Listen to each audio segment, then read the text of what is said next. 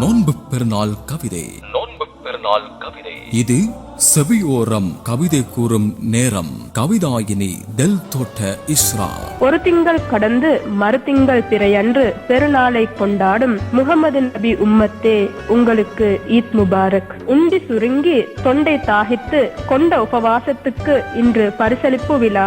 அல்லாஹ் நன்மைகளை கொண்டு பரிசளிக்கும் விழா. ஒரு ரமலானில் ஓடிய குதிரை மறு ரமலான் வரும் வரை காத்திருக்க, நடத்தையில் ஏற்பட்ட மாற்றம் தொடரட்டும் என இடுகிறேன் 3 முற்றுப்புள்ளி. ஆங்காங்கே அவ்வப்போது அழுது வடித்து திரும்பிய உள்ளம் இட்ட முற்றுப்புள்ளிகளை ஒரு நிமிடம் ஓர்மிக்க நினைக்கிறேன். பிச்சைக்காரர்களின் மாதம் என கொச்சைப்படுத்தப்பட்ட ரமலான், பிச்சை காக்கா இட்ட சதக்காவால் கொஞ்சம் வாழ்வு வளம் பெற்றால் கன்னிப்பெண் காமிலா. ஆகையால் இடுகிறேன் முற்றுப்புள்ளி.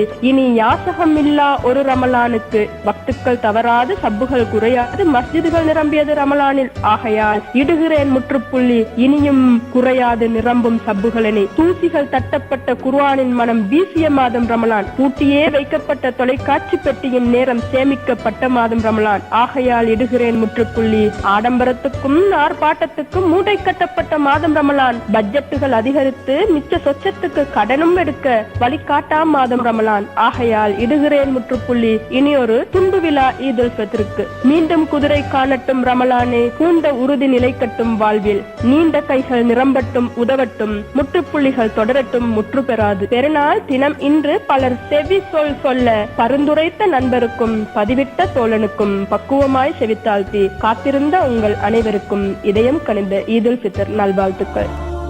செவியோரம் கவிதை தந்தவர் கவிதாயினி டெல் தோட்ட இஸ்ரா.